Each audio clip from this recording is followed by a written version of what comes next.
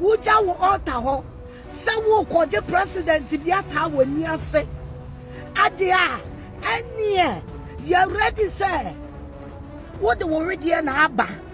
Nobody is anointed than anybody in that get them country. Put that in your head. You declare full day.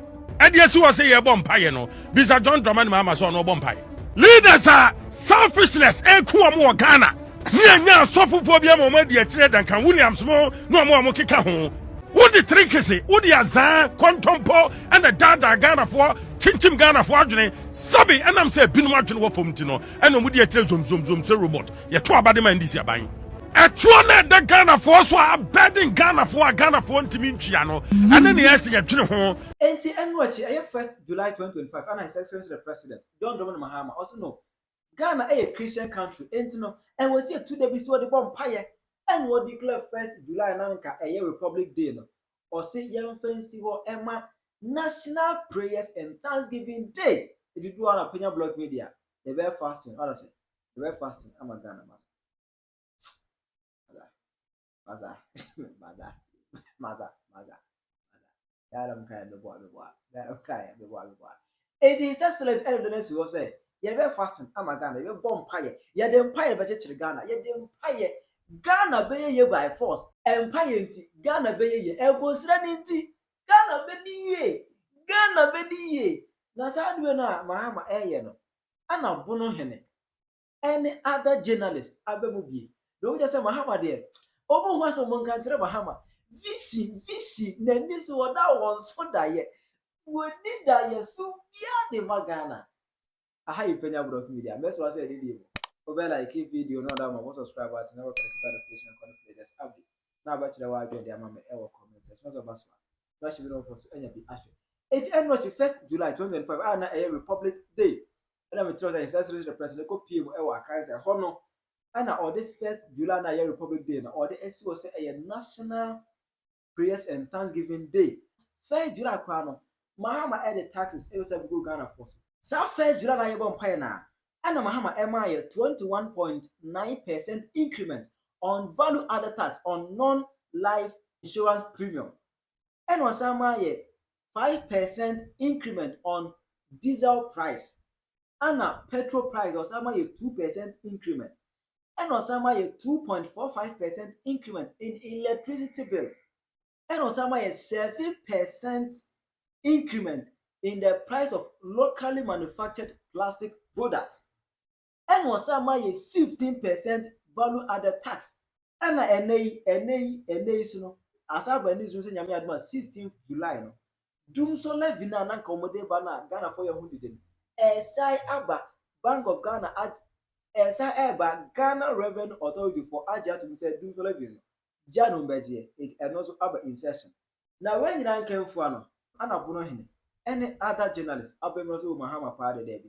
Mama the tour or the tour could Ghana for Mahama the tour modru a tour what they could Ghana. Sir, yet to me Tenassi declare a day. John Mahama and this before declare day, sir. A yada yam from vampire near Nankopoasia. Now you're serious as a country. The Canada holidays, sir. Yantrap your vampire. Gramophone kala wa komado na Christopher enye press him ne hiribaba ne enko the Canada hodo Abraham panyifo ye nya atwem okrom ha Abraham leaders no adwuma yesa omo ye na nya no omo ye magana fo osoro wo boa de oboa ne ho menim se kan se amafo be dia tam ana won sum nyankopon ana onye nkramoni wo ye brunsam wo de me ye brunsam abepe but the issue ni sa you declare full day. And yes, you was say you bumpire no. Prez John Mahama so no bumpire. who can we know one tears here? I want a headache. Bisa leaders and say, I'm going to Ghana who am bumpire. Etumpine. So I'm bumpire to be on my Ghana womb. Yadasi will aim, Yankoba dia. The Canada hodo. Yet Ghana see a declare day at the bumpire. Yakobra no Hokos Resica. Brenin said time. Leaders are selfishness and Kuamu Ghana. Nachum. And yeah, say at ye bumpire. Meanwhile, selfishness in a Kuyan. Pesamin Kumia. Geniakasa. Parochial interest. Wamane na yakoma so. We are not patriotic. Ni atiasa ye bompaye ye sugu Nyankopon so. Wamaya ma anya ye. Etumpan. Enye sabra na mana tofri soro ba fom no. Aya bra esa wotena say we need critical thinkers as leaders. Shenia kasa. Anani anti okroma bra koso moko fom ese ye kobompaye. O man kasa nsuo wi anya mpaibo. Na amamwo no ye huni tin huni nan ya mpaibo. Etumpan. Ye wokroma NDC aban wi ne ye within 3 months. Anya me na me kan NDC journalist Bobi Ansa miami nuano no wababontin bet twase East Legon government appointee aye NDC government appointee watimi akoto 4 apartments our East Legon within 3 months. The ordinary Ghanaian nam street so wosu di obedi wonya basic necessities wonya tade nja wonya dwane ni wonya babi mfa ni tinto yenye the ordinary Ghanaian ho ni asori ni atiaso dem se ye bompaye. Shenia kasa. Nya sofufo bia mo madi akire Duncan Williams mo no mo keka ho. Say yankoni yankobo mpaye no akobo tonso na wo kofie ya ade Duncan Williams mo baaye wan hwan baaye.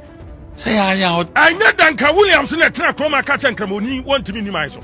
say anya o te ban e bi ni mpansa. Nyankopon yenyimu. Ana be dia no ka no kulisi. Nyankopon chiche nipam.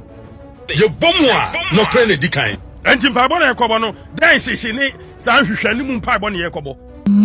Yantina si asoman na noma ehia no yenya fasanse adwene mpaibo ho because yanya noma ehia near the emotions abai ade obai odeda si wa de bompaye masa yentimi nkoyanim adanko dada adwe wobedada ye betre abc di mu ne ka na da ho champanyinfo Gyae ntro leaders African leaders Ghanaian leaders and this impanyinfo omu Gyae ntro dia we don't need prayers yenya mpaibo.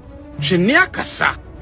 Na udi nada apo damerama konkonsa kiune taban ubatena konya so a no abeka tena Ghana for yensori yenhye fita ne yenkobo mpaye Nyankopon de so abodam Etumpan. Nyankopon mo odam o. Say anya o te ban. Why amfa so betena konya no so enya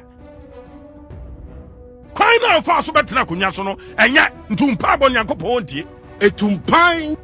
Wodi trinkese wodi azan kontompo and the dada Ghana for chinchim Ghana for adwene sabi enam say binum adwene wo fom ti no eno mudi e kire zum say robot ye to abade man disi aban ne ka na da ho do anya ban na babon te ne betu dwa say e to do so Ghana for so MPP aban tutubo to maban omo bo Ghana for kro no omo nye sensitive omo nwere Ghana for ho ene atutu Ghana for botom yewi Ghana for sika Etumpan. and omu live abrabo ye champagne na Ghana for so Shenia kasa. John Mahama buy no namfop. Etumpan. John Mahama buy in nsuo bo no. Etumpan. What on chain? Etumpan. What on bo fruit? ne ka na da ho MPP buy tiso no mo kan sam bebre din tro bebre na mo dada Ghana for na betra kunya so. Ana ye dimirika ko Nyankopon anim say ye bompa ye ne ye aseda. Wo ye Ghana nyam woni na ho ye nada kontopo aza Etumpan. asofo fo no bebre omu de akire ko bebre nka no kre. Shenia kasa. Leaders na NDC leaders bebre nka no kre. Enti mpabo na nko ba bia e ka sili na se na bebo fom. Ana be dia no ka no kulisi. Tell say on best sa omusuban. Mindset no on be resetting on adwene. Some Penyah John Mahama was so be resetting Ghana. One resetting adwene, now one resetting NDC leadership no ministers appointees in adwene.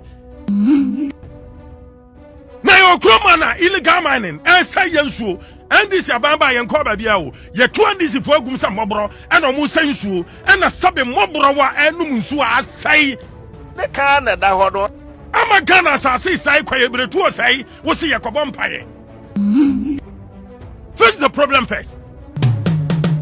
Etumpan. Wo how no a wo illegal mining no a NDC fo agusu omutu ba wa na ya task force na NDC allegedly almost a task force and national task force no NDC task force and I'm so am ban body abetina konwa nsu no o man se jatabedia o mu chase national task force for no NSC fix it eno na medwen ho a mentiase anyam paibo Ye bomwa no kre ne dikan. etuo na da Ghana for so a bedding Ghana for ntimi ntwia no ene ne yesi ye twene ho niam Ghana for nya hoto anyam paibo ne ka na da ho do obi da lifeline Wo yisu bo baako.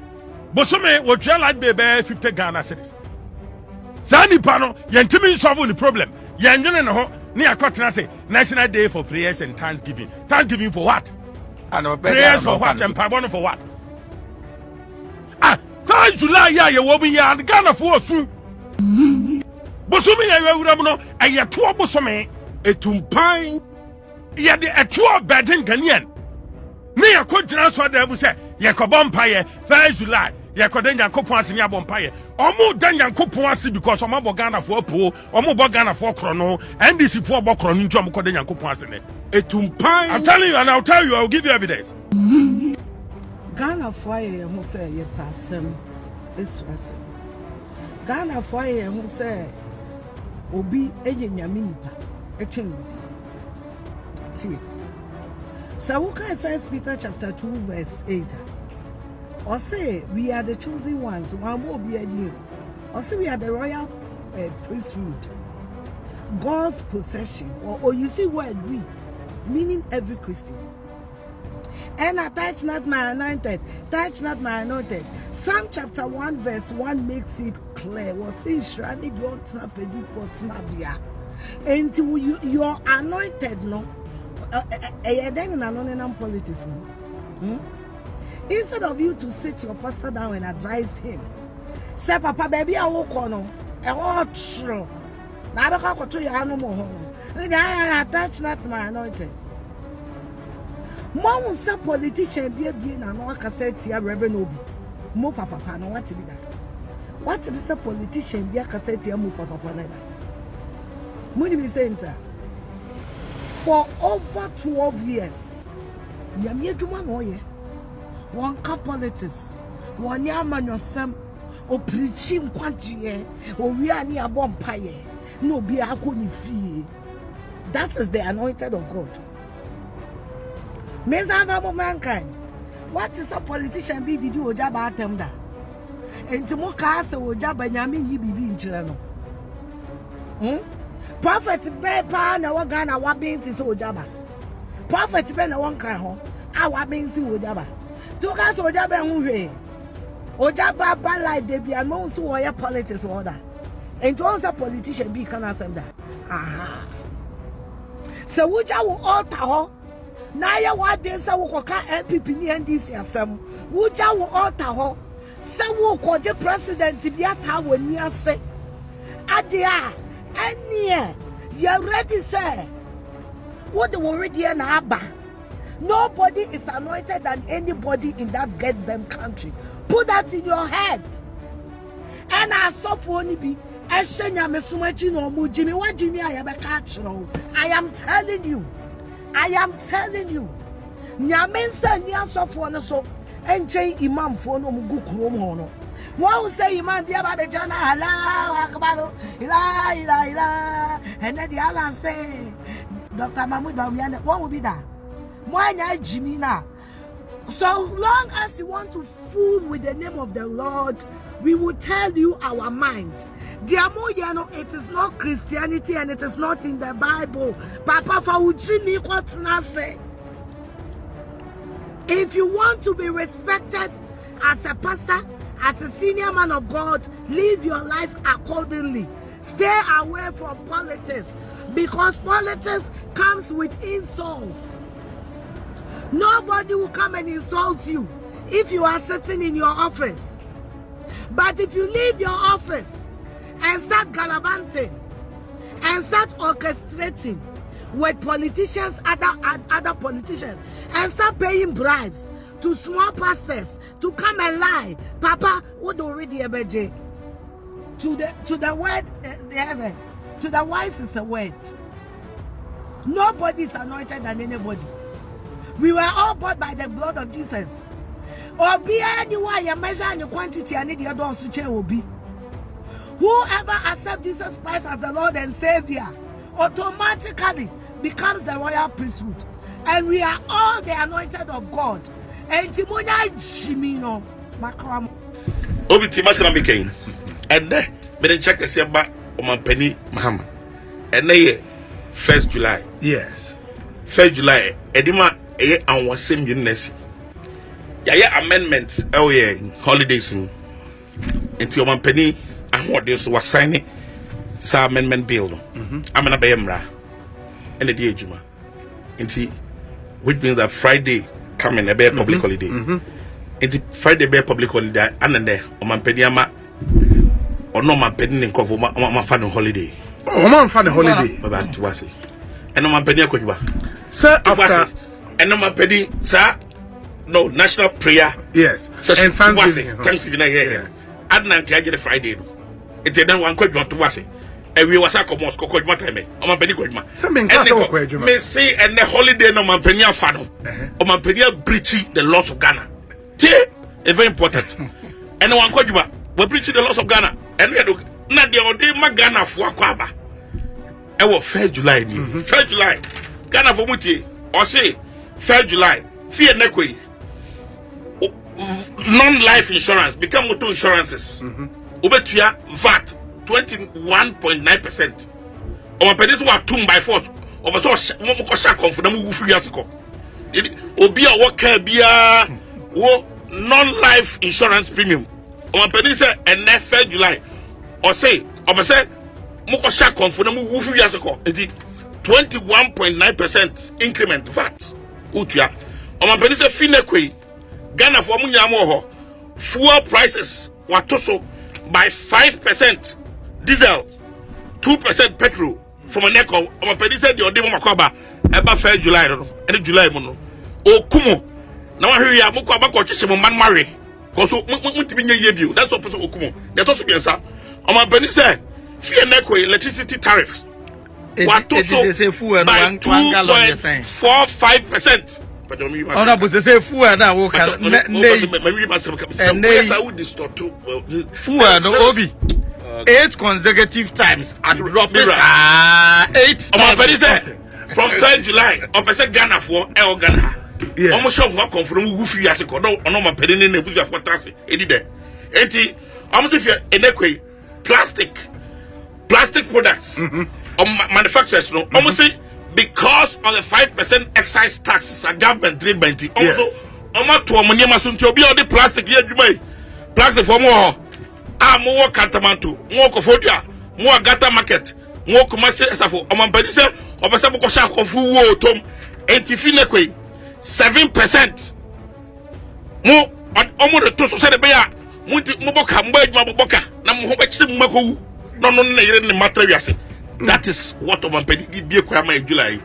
Yeah, it just start yourself. You have to invest. We and chair. 1 July. We and chair. No. Obi mess na clarify. Prez John Mahama comment section. Aha Penyah Blog Media.